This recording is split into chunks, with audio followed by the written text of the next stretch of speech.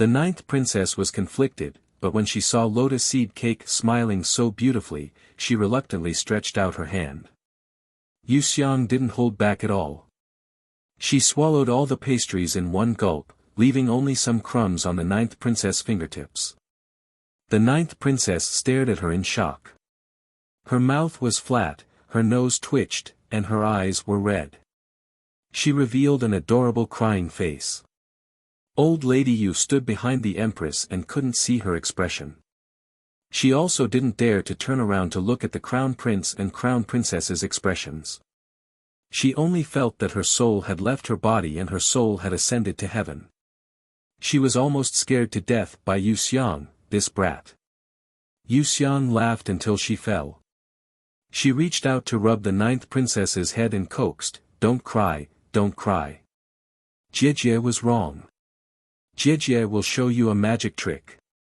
This time, you really have to watch carefully." The ninth princess stopped crying and looked up curiously. She saw her white hands move left and right in the floating light. Then with a snap of her fingers, a tender and beautiful camellia flower appeared out of thin air. She turned her hand and stuck it in her hair. A sweet fragrance wafted out from her fluttering hair. It smelled delicious. The ninth princess's nose twitched as she kept inhaling. She grabbed her hand and turned it over to look. The empress made a sound of surprise. Seeing that her daughter was willing to take the initiative to interact with someone and her expression was so happy, her eyes couldn't help but moisten. Because her youngest daughter was born with a congenital deficiency, not only did she speak and walk later than normal people, her personality was also very antisocial. But because she was the most fragile and pure of all the children, the empress loved her to the bone. Tonight's lantern banquet was ostensibly to celebrate the empress' birthday, but it was secretly to find a study companion for her youngest daughter.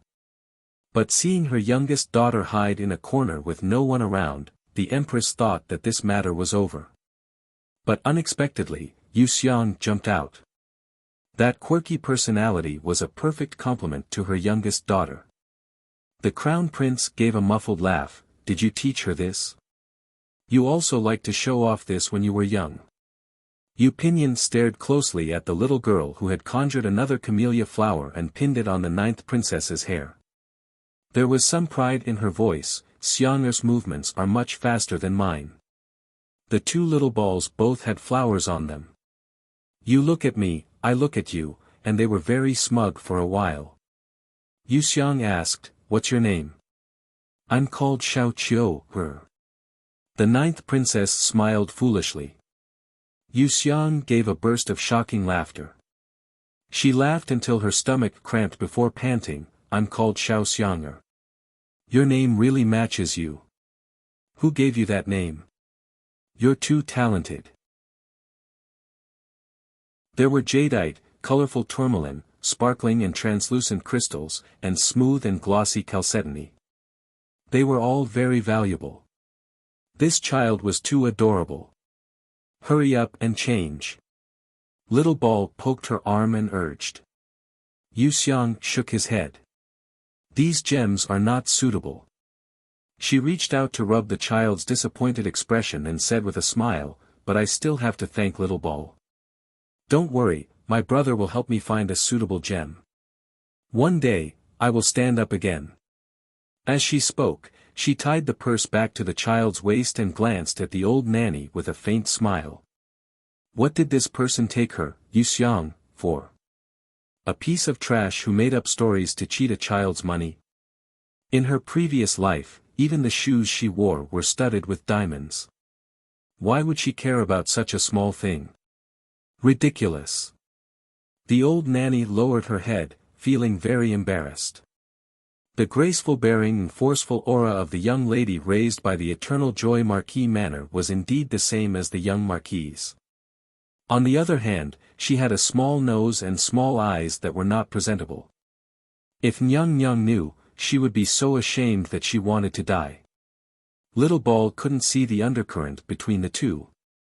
She stroked the pouch in disappointment and asked, "How do you put it in after you find it?" "Here, like this." Yuxiang put a copper coin in the palm of her hand and patted it on her kneecap. When she opened her hand again, the copper coin disappeared without a trace. Little Ball stared blankly at it. Yuxiang patted her kneecap again and put her white palm under her eyes. The copper coin rested on her palm again. Little Ball sucked in a breath. 4 words appeared on her forehead: "You're a real god." Even the experienced and knowledgeable old nanny was greatly amazed. She thought to herself that in the entire capital, there was no one more intelligent than Marquis Yongle, the legitimate daughter.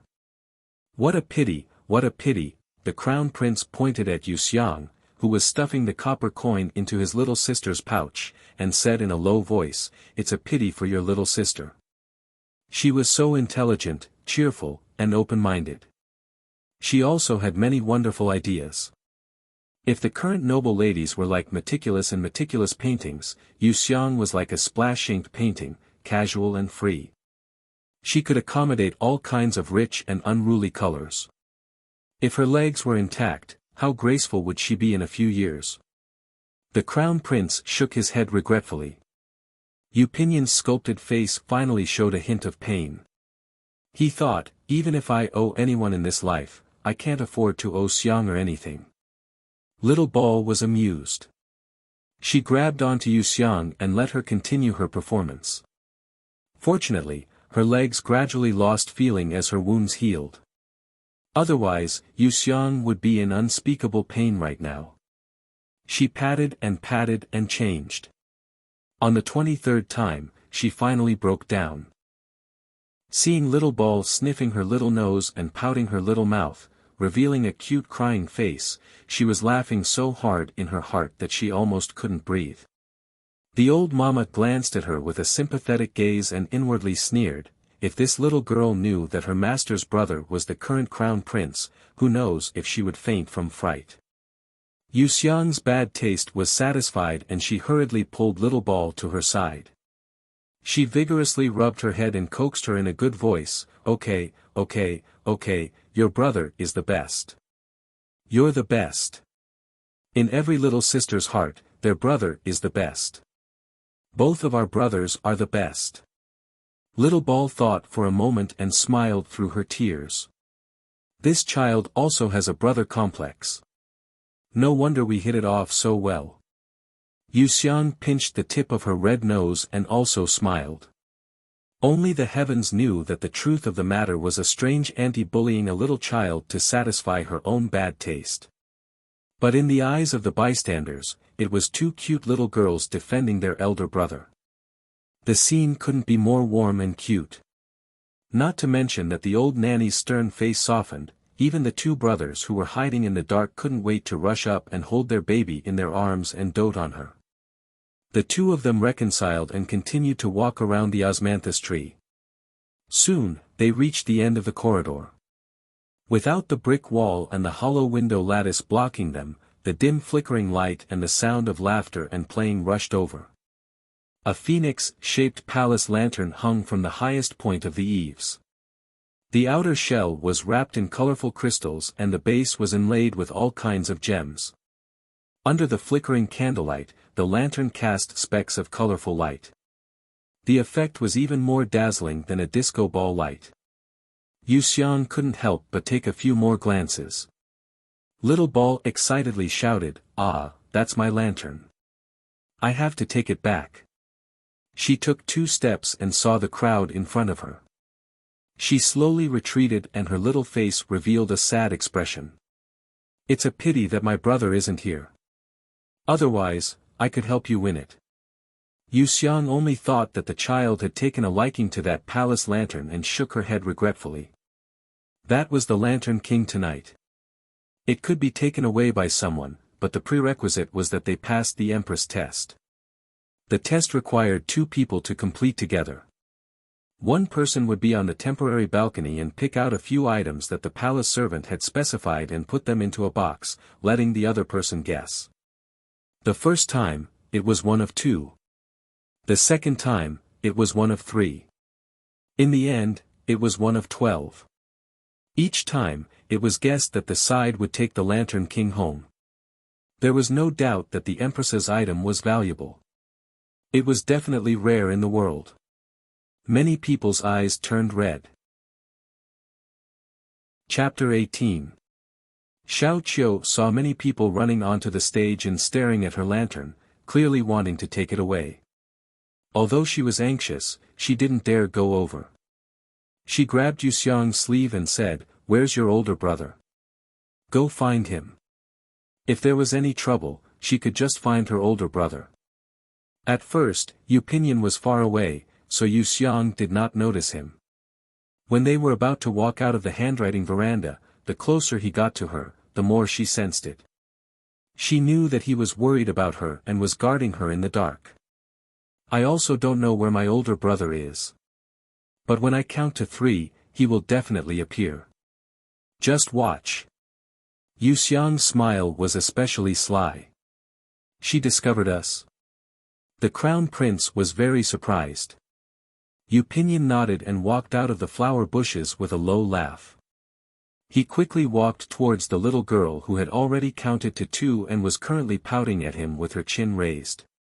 "My dear older brother, you finally appeared." Yuxiang stretched out her hands. Yu Pinyin naturally bent down and let her hug his neck.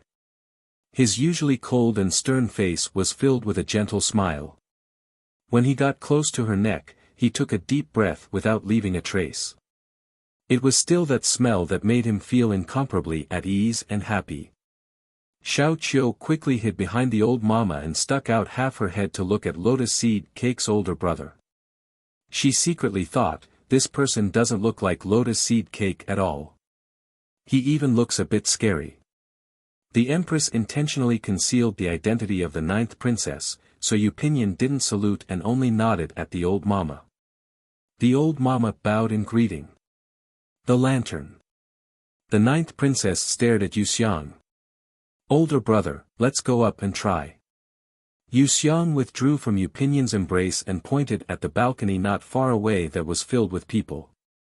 This lantern was the 9th princess's beloved item.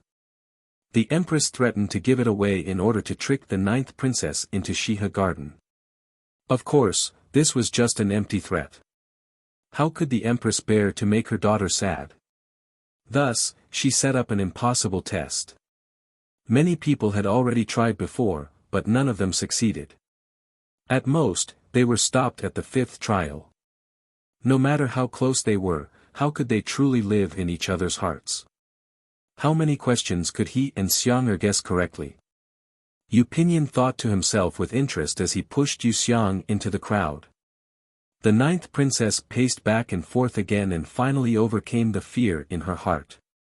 She ran with her short legs and followed closely behind Yuxiang, using her wheelchair to cover her small body. The crown prince stood in the shadows and looked at his sister's plump back. He smiled silently. With Yifeng's protection, he was not worried at all. If he went over, he would definitely attract a large crowd. At that time, Qiu'er would be frightened. Yuxiang's wheelchair was a great tool to open up a path. Wherever it passed, the crowd automatically moved to the side. Because Yu Pinyin was also there, no one dared to brazenly look at Yuxiang. However, the occasional piercing gaze was enough to make people feel uncomfortable. The gentleness on Yu Pinyin's face had already been replaced by coldness. He bent down to his sister's ear and comforted her, "Big brother is here, don't be afraid." "I'm not afraid." Yuxiang waved her hand. She noticed that there was a group of young ladies not far away who were looking at her with shining eyes. The other party was very tall. The places that should be thin were thin as if there were no bones, and the places that should be plump were curvaceous. Especially her face, it was as beautiful as a peony in full bloom in spring. It was incomparably gorgeous. Out of all the young ladies, she was the most dazzling. She attracted countless gazes of admiration, and jealousy. She didn't care at all. She stood there openly and allowed people to size her up. There was a bit of pride in her eyes. However, when she saw Yu Pinyin, her expression changed. Her watery eyes hid countless complex and indescribable emotions. It seemed like resentment, anger, and love. Yu Pinyin glanced at her indifferently, as if she was nothing more than a speck of dust. Her face immediately turned as white as paper. She bit her lower lip and clutched her lapel, as if she had suffered a great blow. There was a story between these two. Yu Xiang hurriedly searched through Yu Xiang's memories and found that he had never seen such a beauty before. The great Han dynasty was relatively open. Young men and women didn't avoid meeting in public before marriage. It was only after entering the inner chambers or after marriage that there were all kinds of annoying rules. Yu Xiu stood next to the young lady. She was tugging on her sleeve and wanted to come over and talk. She waved her hand and hid behind the crowd. Yu Xiu hesitated for a moment. Seeing that her brother's expression was really cold, she also hid. That person had a close relationship with Yu Xiu. Presumably, they had some relationship with the Marquis household. However, Yu Xiang was a fool. She didn't know anything other than playing wildly. Yu Xiang was somewhat discouraged. She grabbed Yu Pinyin's sleeve and asked, "Brother, who was that person?" "Don't worry about an unimportant person." Yu Pinyin pinched her chin and turned her face towards the balcony. The pair of beautiful sisters up there had already failed. "Is there anyone else who wants to come up and try?" The palace attendant in charge asked loudly. "Yes." Yu Xiang's answer was full of energy. She even raised her left hand high. Yu Pinyin looked at her with a strange gaze. Even with a broken leg, she could still be so carefree and uninhibited. She was cheerful and open-minded. Xiang Er's strength had always surprised him. If they wanted to snatch things from her, they had to be prepared to be scratched until their faces bled. She pursed her lips and blinked her eyes. Many tears appeared in her eyes. She choked and said, "You're a group of healthy people. You're ganging up to bully a cripple like me. My future sister-in-law is also among you. You're blood-related sisters. Are you trying to force me to death? Fine. Anyway, I have no reason to live. I might as well throw myself into the river today and help you." After she finished speaking, she rolled the wheelchair with difficulty and slowly walked into the river. Her whole body was filled with unspeakable sorrow. Tao Hong Lu was pressed against the stone table by two old women and couldn't move. She cried anxiously. Qinghe Commandery Princess was really scared by her. Clearly, she was sharp-tongued and aggressive a second ago. In the next second, she was crying and disheartened. Even flipping a book couldn't compare to her changing her face faster. What did she want to do? Throw herself into the river in the Imperial Garden? She wanted to drag everyone down with her. Just as she reached out to stop her, there was another person who changed her face even faster.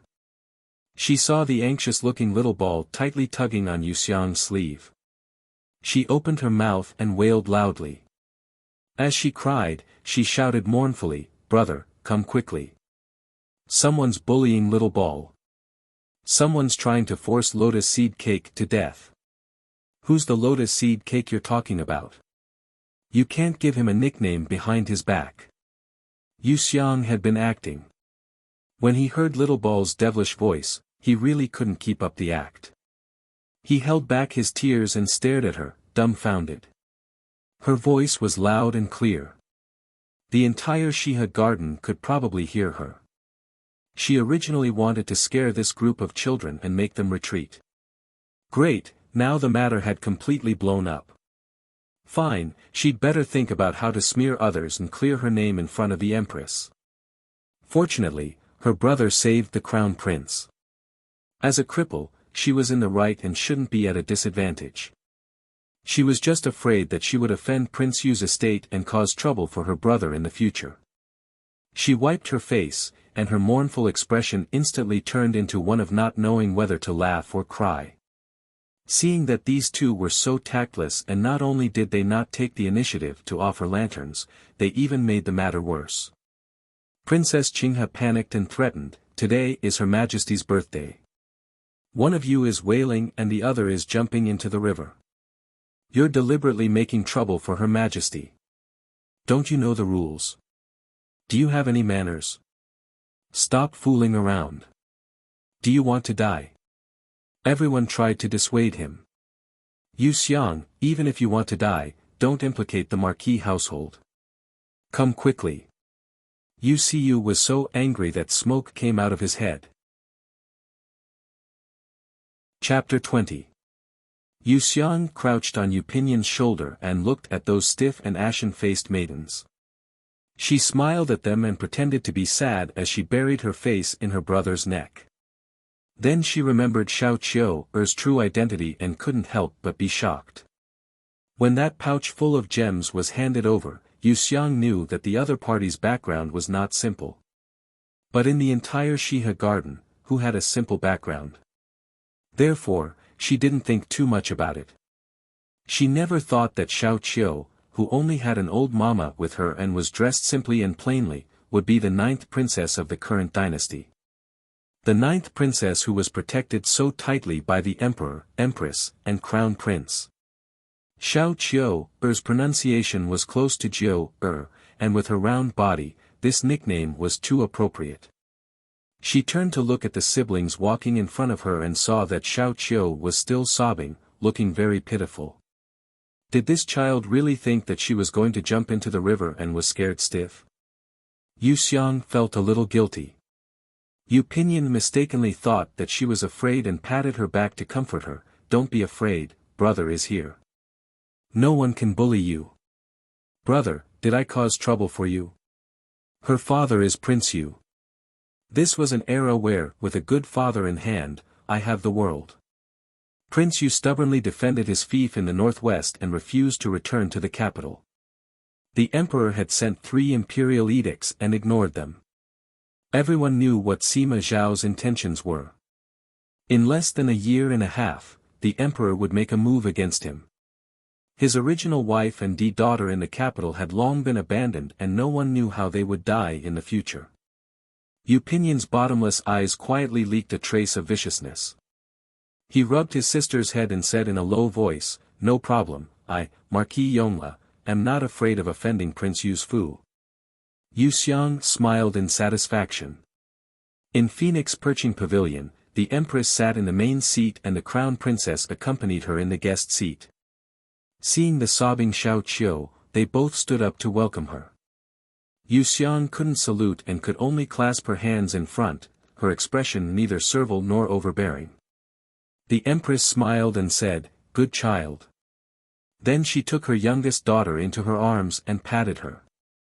She asked gently, "Qiu, what's wrong? Who bullied you?" Yu Xiang looked down calmly. They stole my lantern and wanted to hit me. Lotus seed cake protected me. They wanted to force lotus seed cake to death and make lotus seed cake jump into the river." Little Ball sniffled and narrated. Yu Xiang really wanted to rush up and kiss this fat ball. With just a few words, that group of people had fallen into a trap. Indeed, she was naturally evil to the extreme.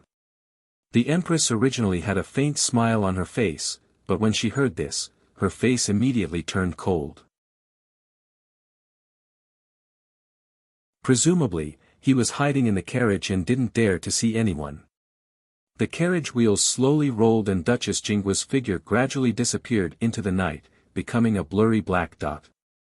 Only then did Yu Xiang calmly sit down and ask, "Old ancestor, is Big Brother really going to marry that fool Jijie? This matter is still pending.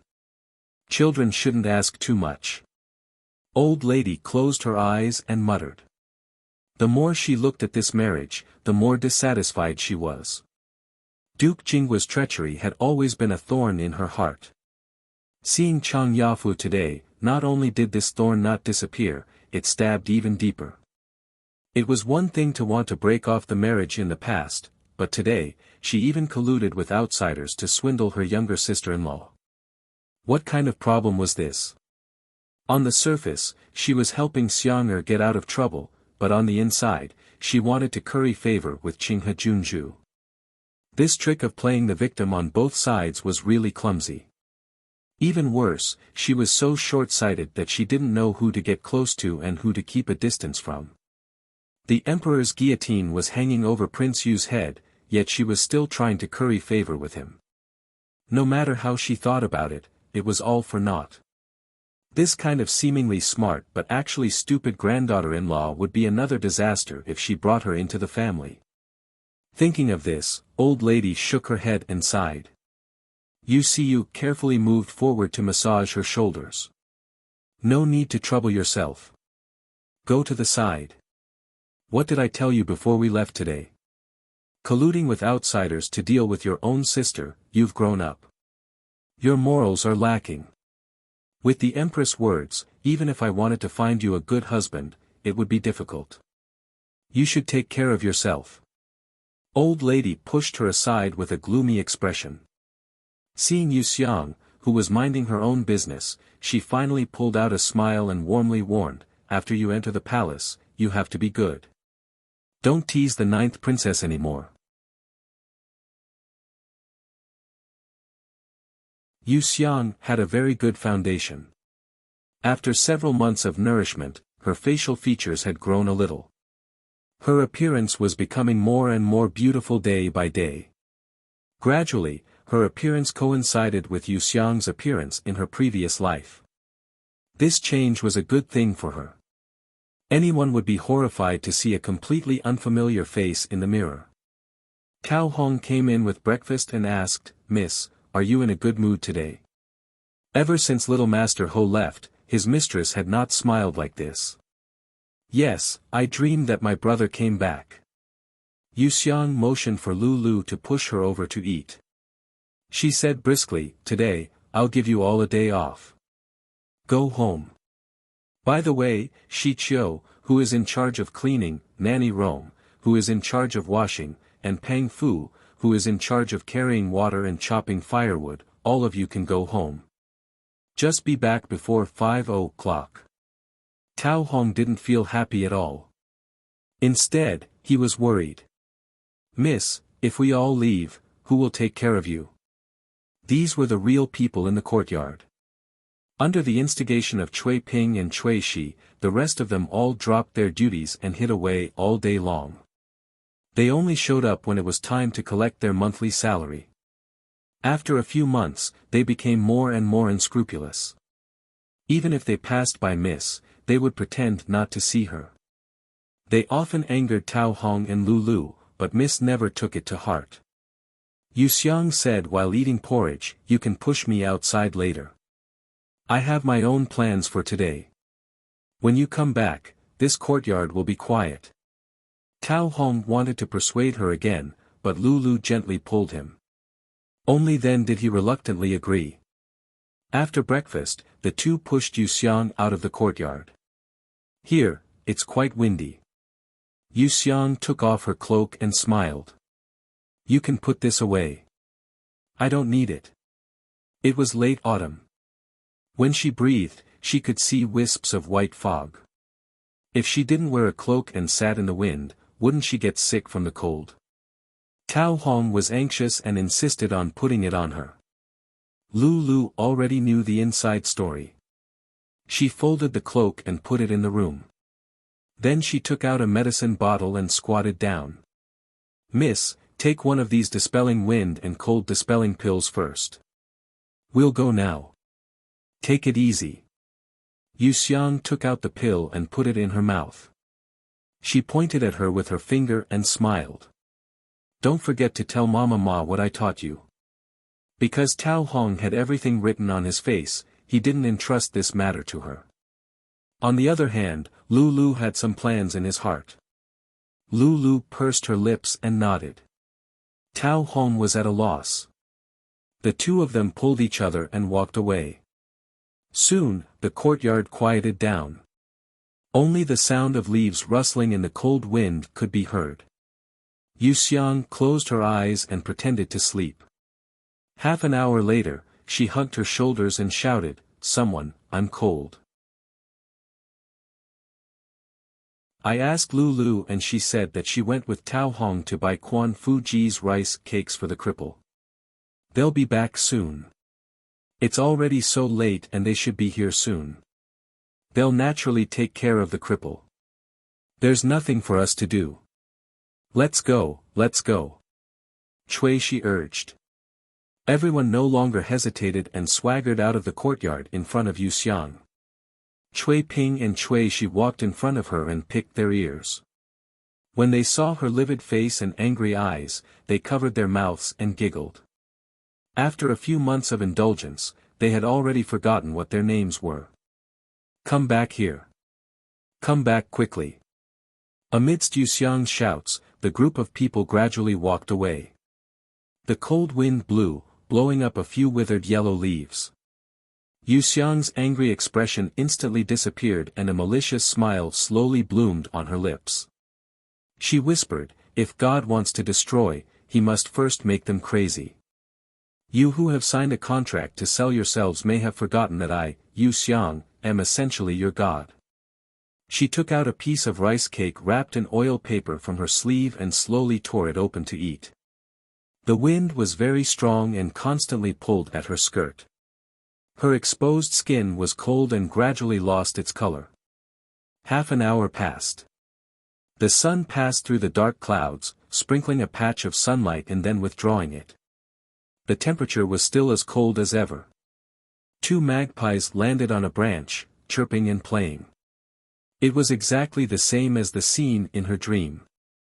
Her heartstrings were gently plucked, telling her that the familiar person was approaching.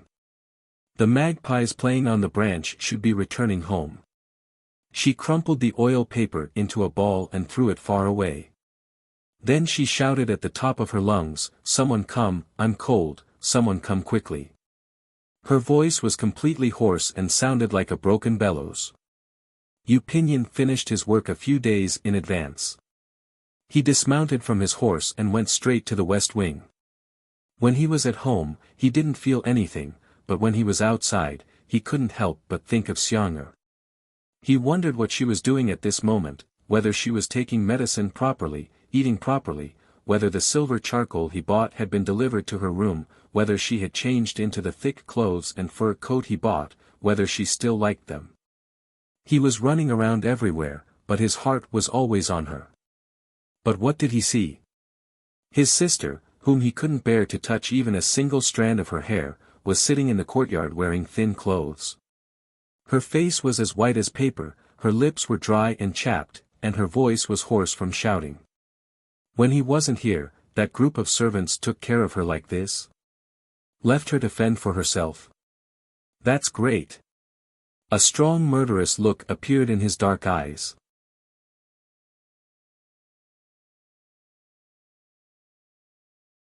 Her tears were like pearls from a broken necklace. Why are you crying?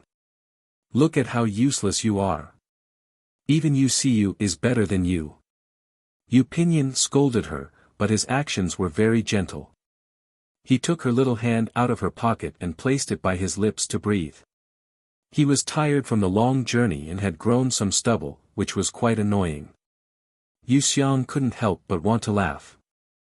She hurriedly threw herself into his embrace to cover it up. Yu Pinyin thought that she had been wronged. He opened his mouth, but in the end, he didn't say anything. The charcoal fire crackled and burned, baking the room as if it was spring. The servants that Chang Sui brought back felt as if they had walked into an ice cellar. One by one, they shrunk their necks and shivered. They never would have thought that Master Ho would come back today. What should he do now? Cui Ping and Cui Shi were already sobbing. From time to time, they would raise their heads and look pitifully at little Master Ho. Yu Pinyin was focused on playing with his little sister's meaty little hand. His fingertips poked the little dimples on the back of her hand. He seemed to be addicted to it. His other hand held a handkerchief and carefully wiped away her tears. The room was quiet and the cold atmosphere was suffocating. After about a quarter of an hour, he finally asked, "Where did you find them?" What are they doing? Replying to Master Ho, these people were found in the side room of the east courtyard. They are playing cards. These people are sunbathing in the back garden and eating melon seeds. This one is sleeping in her room. This one is eating in the kitchen. There are still 5 people who are missing. This servant has already sent people to investigate. Chongsui pointed them out one by one. You don't need to care about those 5. Yu Pinyin waved his hand. His gaze was as sharp as a knife as it scraped across these people. Everyone began to tremble. They felt a wave of coldness seep into their scalps and freeze their souls. They wanted to loudly beg for mercy. They wanted to kowtow and weep. They wanted to turn around and run away. However, their bodies seemed to be filled with lead and their throats seemed to be filled with burning coal. They couldn't move or make a sound. They still remembered the time when the 3rd branch wanted to hang themselves in front of the Marquis household. Master Ho had looked at them with the same gaze. He had watched until the 3rd branch's family didn't even dare to have thoughts of suicide. Now that they had fallen into Master Ho's hands, would they be able to keep their lives? That's right, Miss has a soft personality. They could beg Miss. Many people raised their heads to look at Yu Xiang. Their eyes were filled with hope. Yu Xiang buried her face in her brother's chest. Look at them. Yu Pinyin didn't allow it. He grabbed her chin and turned her face around. His tone was very strict. Look at them.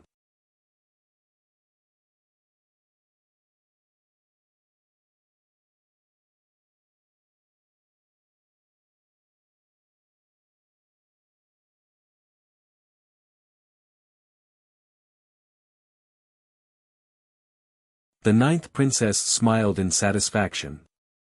I knew you would like it. I exchanged this with a bag of gemstones. There were originally 6 of them. I ate 2, Jiao Jiao ate 2, and left 2 for you.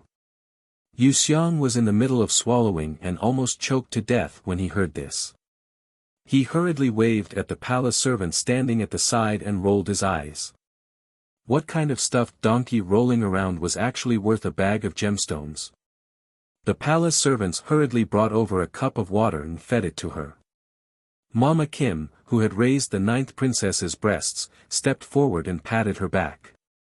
However, her mind was still pondering over the words just now. Who was so daring to actually use a few donkey rolling around to trick the 9th princess?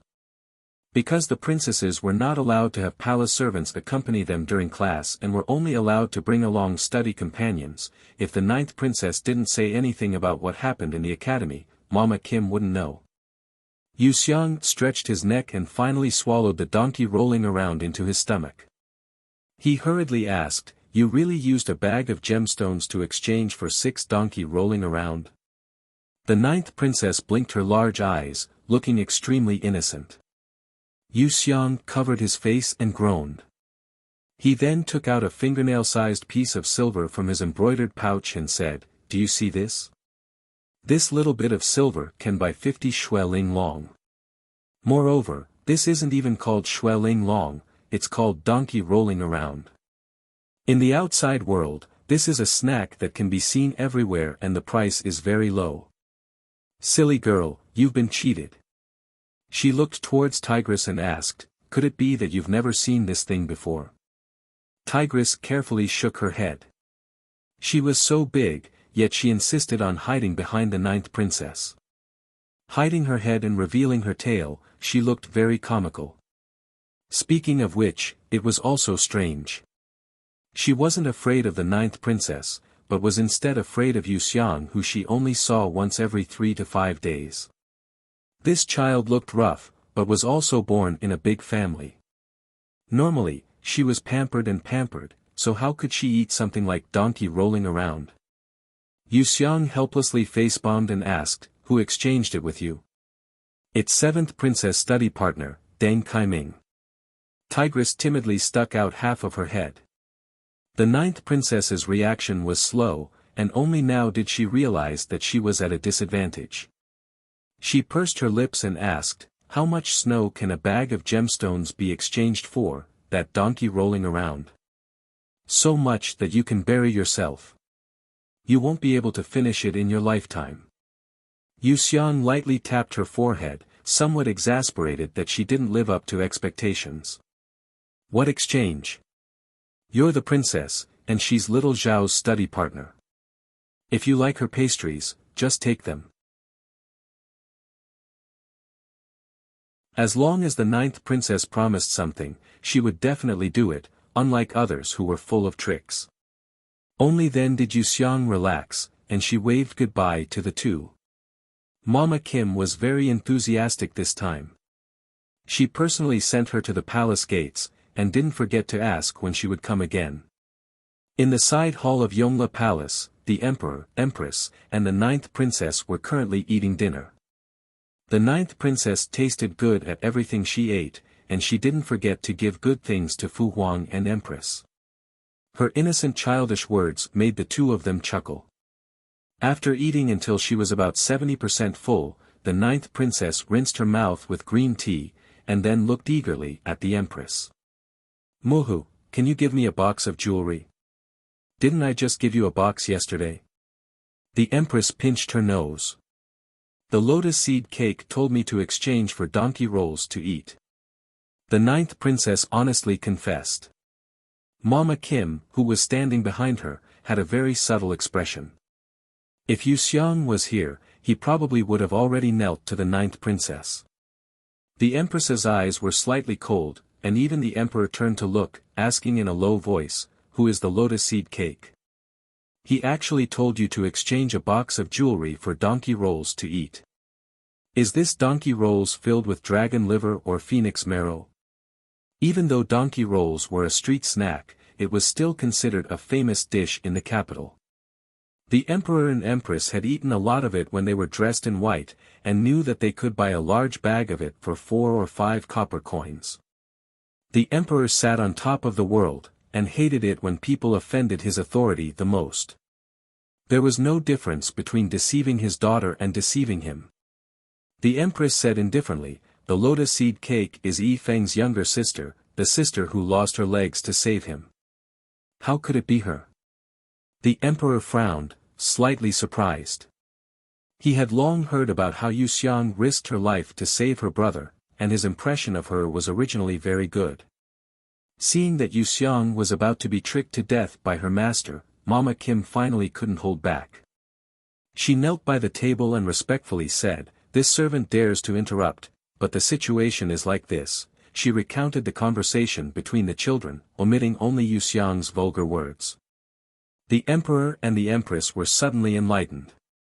As they listened, they couldn't help laughing, especially the two parts of "the most powerful parents in the world" and "different from Commandery Princess Qinghe."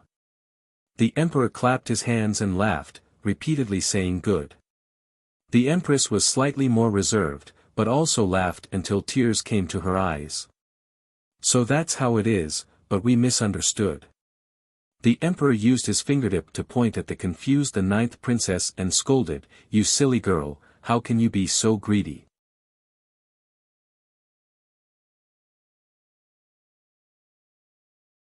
Chapter 25. The emperor carefully questioned Mama Kim and found out that the person who had used the donkey rolls to trick the ninth princess was Deng Zhaoyi's niece, Deng Kaiming. She was now the seventh princess study companion. Although this matter was not serious, it reflected Deng Kaiming's daring and greedy nature. This kind of low character was what the emperor disliked the most. Because Deng Zhaoyi had given birth to the third prince, he was now in court and had done a few good jobs. The emperor was very satisfied and wanted to use the Empress Dowager's birthday to raise her position. The birth mother of a prince, she should be promoted to a concubine to sound better. However, after this matter, the emperor cleanly removed Deng Zhaoyi's name from the promotion list. It was clearly not the first time Deng Kaiming had tricked little Jiu. It was impossible for the seventh princess not to know. Not only did she not stop it, she watched from the side. Did Deng Kaiming take Jiu's things and give them to her? The two of them played with Er's jewelry while laughing at her for being stupid. Did they have any respect for seniority? Did they have any sisterly affection? As a princess, how could her eyelids be this shallow? The emperor's imagination could not stop, and he was disgusted with Deng Zhaoyi's poor upbringing.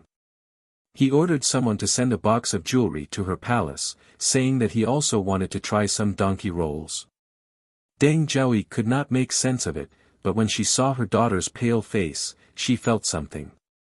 She grabbed her and interrogated her for a long time. In the end, she was so angry that her beautiful face became distorted. At the most critical moment of the promotion, this matter had happened. Not only was she unlucky, but her son's position in the emperor's heart had also dropped. These two disappointing things, they couldn't do anything right. Early the next morning, Deng Kaiming was sent out of the palace by two old mamas and told to never come back in this life. After everything was taken care of, the empress took out the newly released promotion list and read it. The third prince was very capable and shrewd. Recently, he had been in the limelight at court. It was said that a mother's status depended on her son. The emperor giving Deng Zhaoyi a title to promote the third prince was within the empress' expectations. This mother and son pair was a huge threat to the Eastern Palace. She was thinking of a way to deal with them, but she didn't expect the enemy to fall because of a few donkey rolls and fall right at the door. Thinking of this, the empress smiled unkindly and sighed to her confidant mamas, Wuxia is really a good person. She should have been brought into the palace to accompany a long time ago. The nanny echoed in agreement. Wuxia didn't know that her action of teaching to complain had caused a storm in the palace. After returning home, she went straight to the old lady's courtyard and accompanied her to recite scriptures. Both the empress and the empress and empress, the empress, the empress, the empress, the empress. Eating, drinking, and having fun together would not develop feelings for each other, but overcoming difficulties together would allow them to quickly understand each other. Empress, the empress, empress empress, and empress, the empress. Empress empress, and empress, she. You're back. Did Big Brother send any messages today? Wuxia asked. No. The old lady shook her head and sighed. Wuxia's expectant expression immediately collapsed. She had Tao Hong and Lu carry her to the praying mat. She assumed a kneeling posture, took out a rusty ancient coin from her purse, clasped it in her palm, and began to chant sutras. Why are you holding a copper coin? The old lady glanced at her strangely. The ancient coin can drive away evil spirits and avoid disaster. I will take it and recite the Great Nirvana Sutra for 49 days. Then I will let Big Brother carry it with him to the northwest. The miraculous pills that Dr. Piao gave me were all taken away by my brother. Wuxia explained in a low voice. The old lady was very gratified. She took off her 5 fortune pouch and handed it over. After you've finished reciting the sutra, keep the copper coins inside. Later on, when someone delivers the medicine, bring it along with them. There's nothing we can do to help him, so let's just pray for more blessings. Wuxia nodded seriously.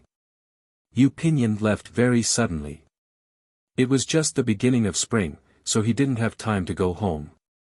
Wuxia and the old lady could only hide behind the door. While listening to the sound of the army's horses, they wiped their tears. The Lin clan didn't even show their faces. They didn't send anyone to send any letters or gifts. It was as if they didn't have a son. The old lady was already sad. Seeing her so heartless, she couldn't help but fly into a rage. She personally ran to her courtyard and burned all of her son's belongings. If it wasn't for the fact that she still had a bit of reason, she might have even burned her son's memorial tablet. The Lin clan knelt in front of the main courtyard and cried all night. Wuxia wore a thick cloak and watched for half the night. In the second half of the night, she had many dreams. Her dreams were filled with Yu Pinyin's figure. His ancestors had died on the battlefield. Yu Pinyin was well aware of the cruelty of war, but he never thought it would be this cruel. It was completely different from the intrigues of the imperial court. Here, there was only blood and fire, life and death, the glint of a blade and the shadow of a sword. The sky and the earth were crimson red. Even the sunlight was dyed red. No, perhaps it was because of the blood flowing from his forehead into his eyes.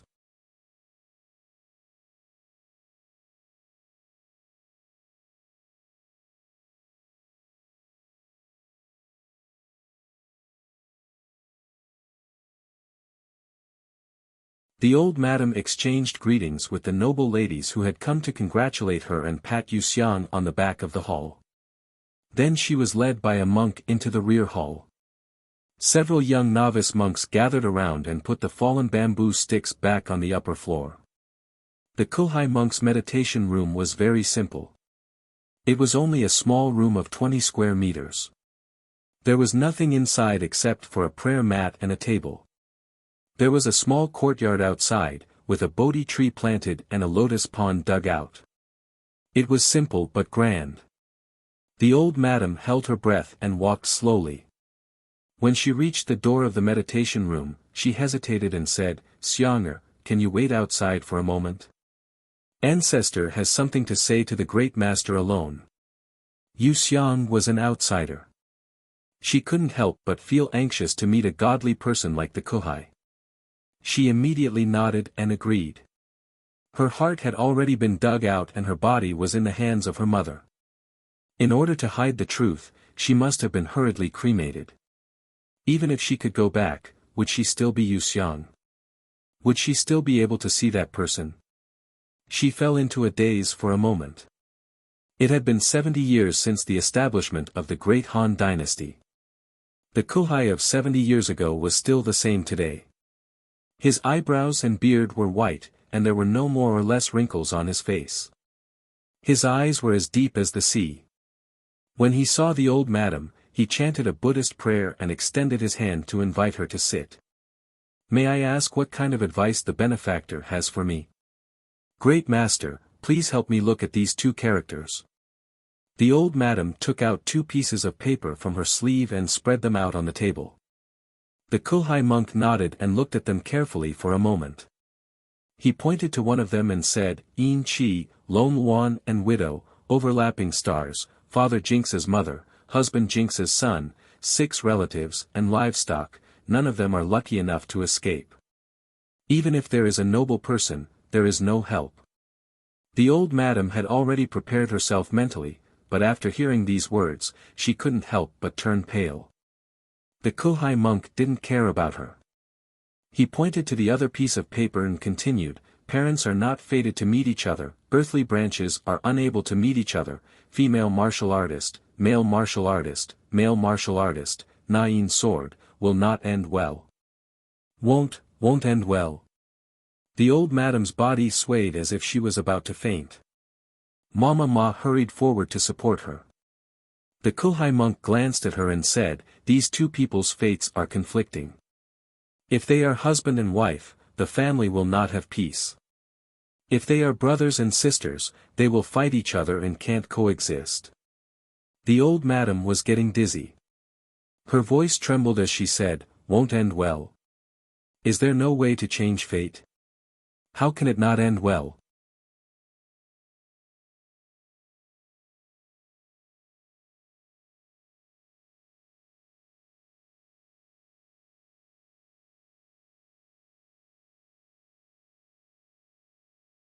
It was only then that he transformed from a heartless and emotionless war blade into a person of flesh and blood. "Don't cry." He forcefully rubbed the top of the little girl's head and said hoarsely, "Older brother is back. Older brother is back alive." Yu Xiang slowly stopped crying. She used her sleeve to carelessly wipe away the tears and snot on her face. She pressed her face tightly against her older brother's face and laughed lightly. As she laughed, she couldn't help but rub the tip of her nose against her older brother's, breathing the same air as him. Crazy girl, crying and laughing at the same time is improper. Hurry and let your older brother into the room to rest. The matriarch reprimanded her, but her eyes were full of joy.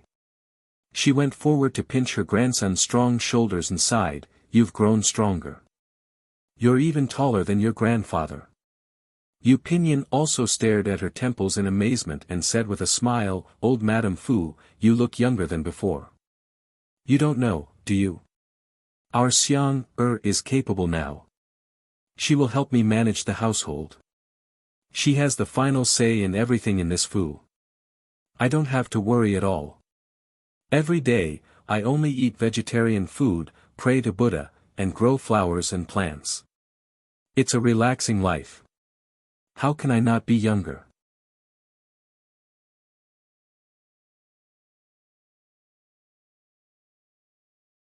On such a good day, she really didn't want to see the Lin clan's jinx. Yu Pinyin's expression did not change, but his eyes gradually turned cold. If he hadn't heard Mama Ma mention it, he would have almost forgotten about his mother. Every 10 days, Yu Xiang and the great ancestor would write a letter to him, along with a lot of clothes, shoes and socks. Even the dry rations, which were never lacking in the camp, would be delivered in dozens of caddies.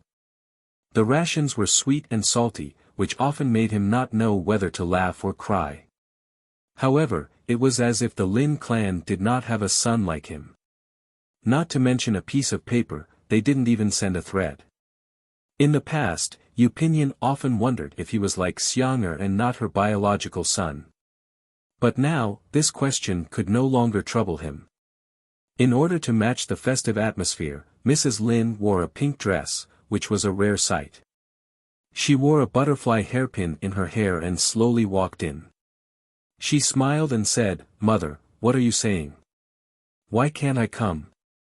Yandere has returned to the capital after a great victory. We should properly celebrate for him." When she saw Yu Xiang sitting in Yu Pinyin's arms, she smiled coldly and reprimanded, "Hurry up and come down. You're sitting in your brother's arms when we're eating. What a scandal."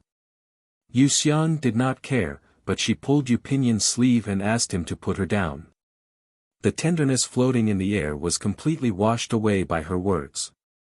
The matriarch laughed angrily and said coldly, "It's hard for you to remember that Yandere is your son. What were you doing when he was fighting a war outside? Embroidering Junjia's portrait? Were you planning to embroider another portrait for Yandere after you were done?" As soon as she finished speaking, the matriarch hurriedly slapped her own mouth and anxiously muttered, "Buddha, please don't blame me. I was so angry that I became muddle-headed. Please don't blame me, Buddha." The Lin clan member sat down and said with hidden bitterness, "Mother, you burned all of my husband's belongings. This daughter-in-law had no choice but to embroider a portrait. Didn't I already listen to you and stop using the needle and thread? Yandere, how are you doing in the northwest? Did you get hurt?" Yu Pinyin stared at his sister who was moving things into her bowl like a hamster. His eyes were smiling, but his voice was calm. "Mother, thank you for your concern. This child is doing well." Yu Xiang covered her cheek with one hand and mouthed silently to her brother, "Hurry up and eat. Don't talk nonsense." Yu Pinyin couldn't help but smile. He lovingly and pitifully rubbed her lips, then lowered his head to eat. The Lin clan also symbolically picked up some food for him with her chopsticks and said softly, "Eat slowly. Don't choke. I heard that you were promoted to General Guanwei this time. You have 180,000 elite soldiers under your command." Yu Pinyin didn't comment.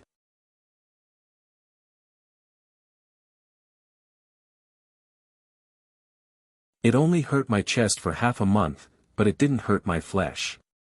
I killed the enemy on the battlefield and caused Xiang'er to suffer with me. What does Buddha want to do? I killed a living thing, so it's enough to punish me alone." Yu Pinyin had never believed in Buddha, but at this time, he had no choice but to believe. Old Madame Fu was stunned for a long time before she came back to her senses. She hurriedly comforted him, "How is this Buddha's punishment?" "This is Buddha's blessing. Looking around, who else in the world can be as lucky as you to come back from the brink of death? Don't think too much. It's good that you're back. After saying this, she took the copper coin and touched it again. From then on, she firmly believed that Yu Xiang was a Tai noble. Yu Pinyin said goodbye to old Madame Fu and went straight to Yu Xiang's room. The little girl was sleeping very sweetly. Her small mouth was slightly open, and her breath was slightly fragrant. Yu Pinyin leaned closer to look at her bruised forehead and used his fingertips to trace her increasingly delicate facial features. He felt as if he was soaked in blood, and his cold and hard heart completely softened. He took off his boots and his battle robe, lay down beside her and closed his eyes peacefully. Tao Hong and Lulu didn't know whether to call or not, so they had to go find Mama Ma.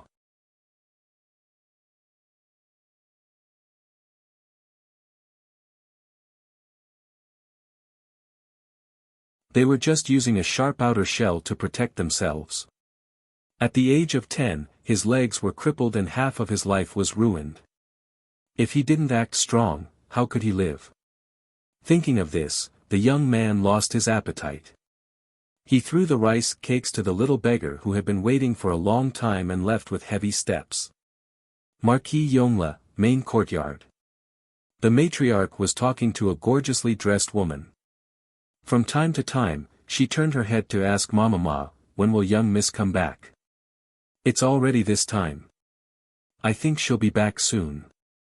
Mama Ma walked to the door and looked at the sky. The matriarch held the woman's well-maintained hand and smiled, I won't hide it from you. The household's affairs are now all handled by my granddaughter. I haven't been in charge for 2 or 3 years. You came in a hurry this time. You didn't even prepare food, clothing, accommodation, and transportation. If I don't wait for my granddaughter to come back, I'll be at a loss for a while. I'm old and useless.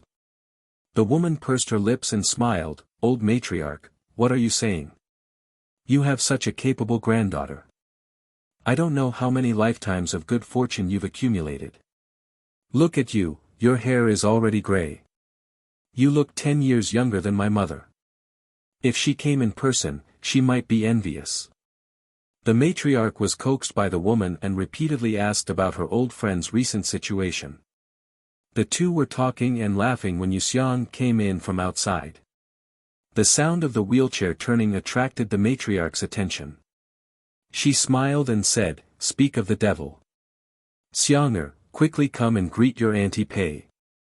Her mother was my good sister before I got married. The woman saw Yu Xiang's legs under the blanket and her expression was slightly surprised. She originally thought that the obedient and capable granddaughter the matriarch was referring to was the eldest concubine-born daughter of the Marquis household, Yu Xiu.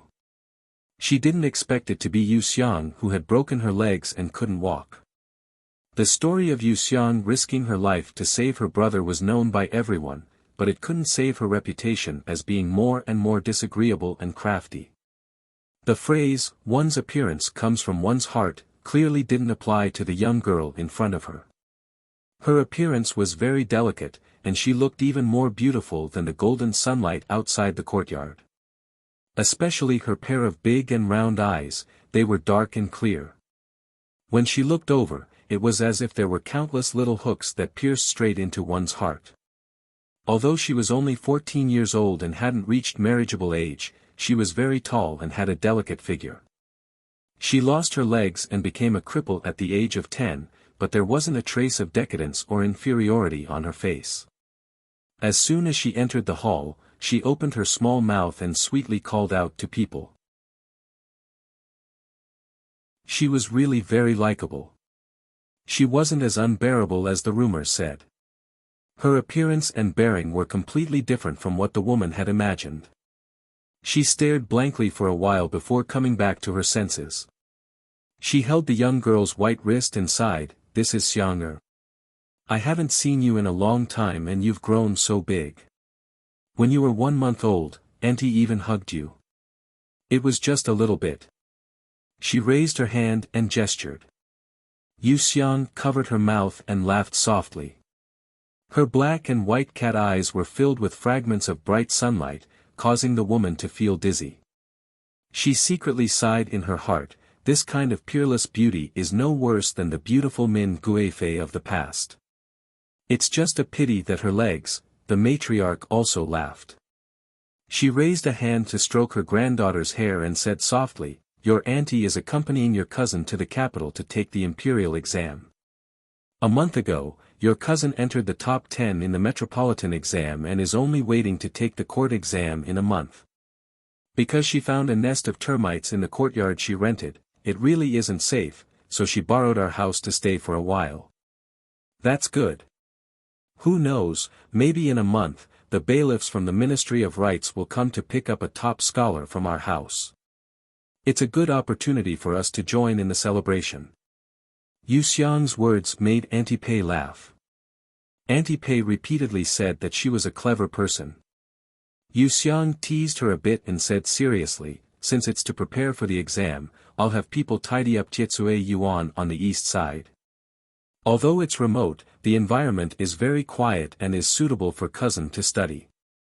If Auntie is worried, you can go take a look yourself. If there's anything missing, I'll immediately have them do it. You're tired from the journey.